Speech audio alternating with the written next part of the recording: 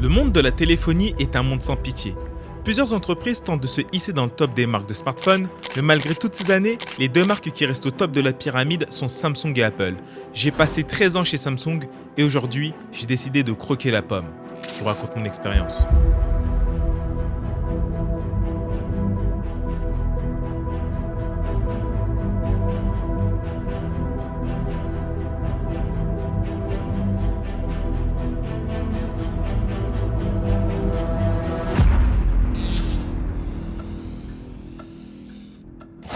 Comment je suis arrivé à passer du côté obscur de la force? Ce qu'il faut savoir, c'est que de base, je suis un fervent utilisateur d'Android, j'ai mes habitudes et j'apprécie toujours l'OS qui n'a fait que de s'améliorer durant ces dernières années et même prendre de l'avance sur iOS en ce qui concerne certaines fonctionnalités. Alors pourquoi j'ai pris un iPhone? Tout d'abord, avant de prendre le téléphone, je possédais déjà un iPad Pro. J'ai commencé avec celui de 2018 pour finir avec le dernier en date qui possède une puce M2. Donc en fait, mon arrivée chez Apple s'est faite de manière progressive. De base, j'avais des réticences en ce qui concerne iOS et les produits Apple en général qui coûtent un bras, mais je vais pas vous mentir, l'iPad m'a totalement bluffé. C'est à ce moment-là où j'ai compris qu'au final, les produits Apple, c'était pas si mal, mais je n'avais encore rien vu.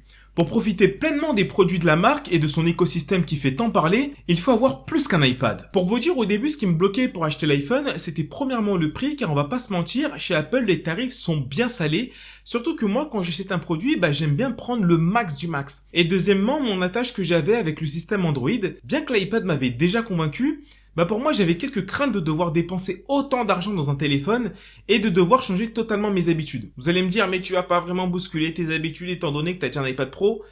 Pour moi, si, bien qu'iPadOS ressemble à iOS, on n'utilise pas une tablette comme un téléphone. Ils ont tous les deux leurs fonctions, et pour moi, le téléphone, au vu de mes routines et de mes habitudes, c'était forcément sous Android.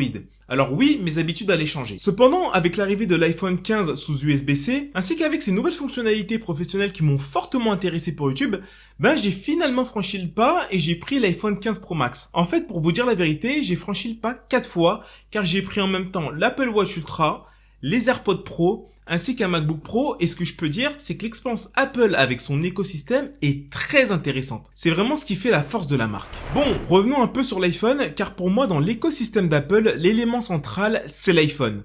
L'iPhone est un peu le centre de contrôle. Les infos arrivent sur le téléphone, ensuite ces mêmes infos sont dispatchées sur l'Apple Watch, l'iPad et le MacBook. Mes premières heures sur l'iPhone ont été un peu difficiles. Comme fallait s'y attendre, j'ai commencé à naviguer sur l'iPhone avec mes réflexes d'Android, comme avec le swipe vers le haut pour voir toutes les applications installées sur l'iPhone, ou bien encore la fonction retour qui n'est pas la même sur iOS et Android. Une fois l'adaptation faite, on se rend compte que la navigation sur iOS est très intuitive et extrêmement fluide. Tout se fait par un mouvement de swipe. Les animations qui ne sont ni trop rapides ni trop lentes accompagnent le mouvement du doigt. Que ce soit la navigation entre les applications ouvertes, le replacement des icônes qui reviennent à leur place lorsqu'on veut revenir sur la home page, la façon dont apparaît le centre de contrôle ou bien l'accès rapide aux notifications, tout est smooth et joue un rôle important dans l'expérience utilisateur. Après l'adaptation à la navigation, j'ai tout de suite cherché à customiser mon iPhone, que ce soit physiquement avec ma coque DBZ de la marque RhinoShield ou bien au niveau software. Alors, cette partie customisation n'a pas été si simple car certaines choses qui sont possibles nativement sur Android ne le sont pas sur iOS, comme par exemple ajouter un simple raccourci d'un album photo sur la homepage. Je vais appuyer sur ce type de fonctionnalité car ça m'a permis de découvrir deux outils super puissants sur iOS qui sont l'application Shortcut et Focus, ou plus connu sous le nom de mode de concentration.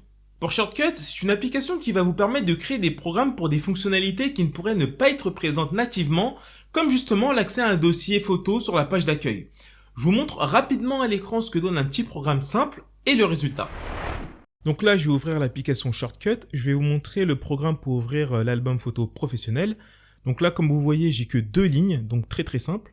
Et ensuite, vous avez juste à cliquer sur la tuile pour activer le Shortcut. Et là, comme vous voyez, j'ai accès à mes photos. C'est aussi simple que ça. Voilà. C'est quelque chose de simple là, mais on pourrait créer des choses très complexes. Il n'y a vraiment pas de limite. Après, je pense que pour exploiter au maximum les possibilités de cette application, il faut quelques appétences quand même dans le développement d'applications. Ou bien être très curieux. Sinon, en ce qui concerne l'application Focus, elle va vous permettre de créer des pages d'applications personnalisées, mais également de pouvoir customiser les notifications d'applications ou de personnes, ou bien encore créer des triggers en fonction d'un contexte. Après quelques temps à regarder comment tout ça fonctionnait, j'ai vu qu'on pouvait coupler l'application Focus à l'application Shortcut. Et là, bingo! Je suis passé d'un iPhone qui ressemblait à ça a un iPhone qui ressemble à ça.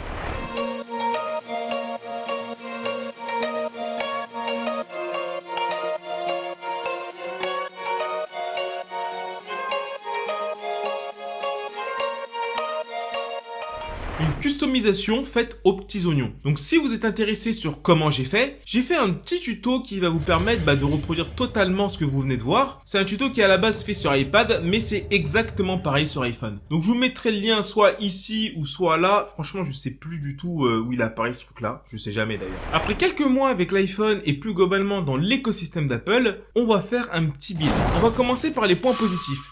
Premier point qui est plutôt général, c'est bien sûr l'écosystème d'Apple qui marche extrêmement bien. J'ai découvert des petites choses qui peuvent paraître anodines, mais qui sont super utiles. Je vais pas tout lister car il y a pas mal de choses qui se font nativement chez Apple, mais parmi ces choses, ce qui m'avait le plus choqué, c'est par exemple, lorsqu'on connecte un appareil Apple sur un réseau Wi-Fi, on n'a pas à connecter tous nos autres appareils. Et il y a un partage automatique de la clé qui fait qu'on n'a pas à connecter chaque appareil de manière indépendante. Ou autre chose qui m'avait grave surpris, c'est en ce qui concerne les meetings, que ce soit sur Zoom, Teams ou autre. J'ai pour habitude de mettre mon MacBook Pro sur un support qui ne permet pas de laisser ouvert. La première fois que j'ai lancé l'application Zoom, je vois une application qui me demande si je vais utiliser mon iPhone comme caméra, étant donné que la caméra de mon Mac n'est pas dispo. Vous allez vous moquer de moi, mais quand j'ai vu ça, j'ai été choqué. Je me suis dit, mais c'est super smart d'avoir mis une fonctionnalité comme ça. Et il y a aussi l'accès aux vidéos, photos sur tous les appareils. Tout est partagé entre eux et tout ça se fait de manière native grâce au cloud sans devoir à télécharger une quelconque application ou devoir faire des manipulations complexes. J'ai toujours pensé que les utilisateurs d'Apple abusaient lorsqu'ils parlaient de l'écosystème d'Apple, mais en fait, faut le vivre pour comprendre. Purée, je m'écoute parler et là, j'ai vraiment l'impression de m'être fait embarquer dans une secte. C'est incroyable.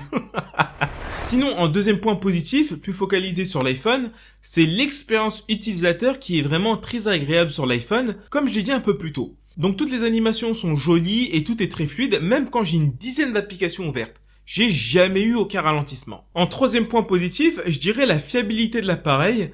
Avec les rumeurs qu'on a eues par rapport à la surchauffe, j'ai eu un peu peur d'avoir ce type de problème. Mais pas du tout. J'ai eu zéro souci de surchauffe ou de bug durant ces derniers mois et pourtant il m'arrive souvent d'utiliser l'iPhone de manière intensive. J'ai une utilisation qui peut être assez poussée dans le cas où j'utilise désormais l'iPhone comme seconde caméra. Ce qui m'emmène au quatrième point positif qui est justement le fait qu'on peut vraiment utiliser l'iPhone 15 Pro Max comme une caméra. J'utilise pour mes tournages étant donné que maintenant on peut filmer en format ProRes qui est un format de film pour les professionnels. D'ailleurs, tous les plans, hormis les plans de l'iPhone, sont justement filmés à l'iPhone. J'ai fait quelques tests dans cette vidéo, plus particulièrement dans l'intro, où j'ai mélangé des plans pris en ProRes 4K 60 fps et en HD 60 fps. Dites-moi dans les commentaires si vous avez vu une différence de qualité entre certains plans et si oui, lesquels. On va voir ceux qui ont un œil aguerri. D'ailleurs, un petit conseil pour ceux qui voudraient filmer en format professionnel, achetez un SSD. C'est indispensable car le format ProRes est très lourd. D'ailleurs, pour filmer en ProRes 4K 60 fps, vous avez l'obligation d'en avoir un. Sans ça, vous allez pouvoir filmer au maximum en ProRes HD 60 fps. Donc je vous montre un petit plan pris dans cette config. Comme vous pouvez le voir, ça reste très propre.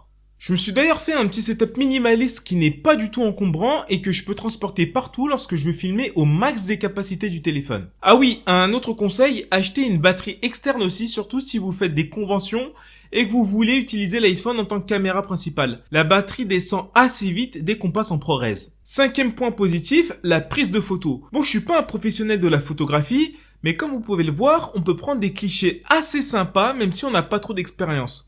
J'utilise énormément le mode portrait car ça donne un effet que j'aime beaucoup.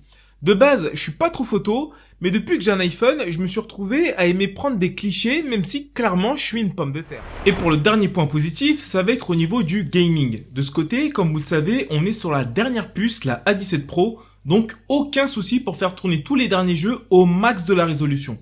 De plus, si vous voulez vraiment avoir la sensation d'avoir une console de jeu entre les mains, vous avez la Backbone One qui est une manette qui vous fera oublier que vous jouez sur un smartphone. Maintenant, pour les points négatifs, je vais vous dire tout de suite, j'en ai trouvé que 2, mais qu'est-ce qui me dérange? Pour le premier point, c'est l'une des choses qui m'a dérangé et qui me dérange toujours aujourd'hui, c'est le manque de fonctionnalités qui existent depuis des années sur Android, mais qui ne sont toujours pas disponibles sur iOS, comme par exemple le presse-papier. C'est l'un des trucs les plus basiques et super utiles, mais qui n'existe toujours pas sur iOS. Je me demande encore comment c'est possible alors que de base, j'utilise tout le temps. Donc à mon passage sur iOS, je suis même parti voir si c'était pas une fonctionnalité à activer dans les paramètres, tellement ça me paraissait absurde que ça n'existe pas. La deuxième fonctionnalité que j'utilise beaucoup sur Android, c'est le Split Screen View qui permet d'ouvrir deux applications sur le même écran. Je pense que cette fonctionnalité doit manquer à tous les utilisateurs d'Android qui sont passés sur iPhone. Tu ne peux même pas regarder une vidéo et répondre à tes DM Insta ou X ou juste envoyer un texto. Non, tu dois quitter ta vidéo,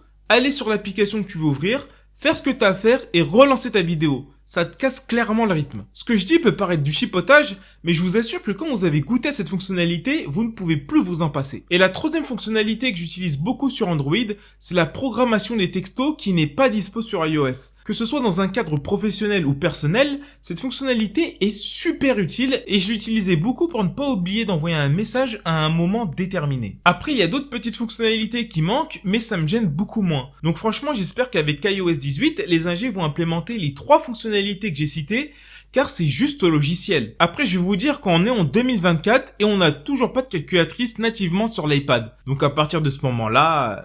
Deuxième point négatif, ce sont toutes les autorisations à activer manuellement sur certaines applications. En fait, il y a une sécurité beaucoup plus pointue sur iOS que sur Android, sur ce qui va être installé sur ton téléphone. C'est d'ailleurs également le cas pour le Mac ou l'iPad. On va dire que c'est une habitude à prendre, mais je vous cache pas que quelquefois c'est chiant de passer par des subterfuges pour pouvoir installer certaines applications. Donc pour conclure, qu'est-ce que je pense de l'iPhone 15 ? Bah franchement, c'est vraiment un très bon smartphone, fiable, fluide, intuitif, bien qu'il ne soit pas parfait au vu des manquements logiciels qui sont pour moi, au vu de notre époque, inadmissibles. Mais je pense vraiment que pour profiter pleinement des fonctionnalités de ce smartphone, il faut totalement rentrer dans l'écosystème d'Apple, car en vérité, l'iPhone Solo, c'est un bon téléphone, mais ce n'est pas le seul bon téléphone du marché. Ce qui fait vraiment la différence, c'est tout l'écosystème qui gravite autour du téléphone, notamment grâce aux autres appareils tels que l'Apple Watch, le Mac, l'iPad ainsi que les AirPods. D'ailleurs, petite remarque pour l'Apple Watch, vous allez pouvoir l'activer seulement et si seulement vous avez un iPhone. En tout cas, une fois équipé au max, vous vivrez vraiment une expérience unique qui sera difficile de délaisser après y avoir goûté.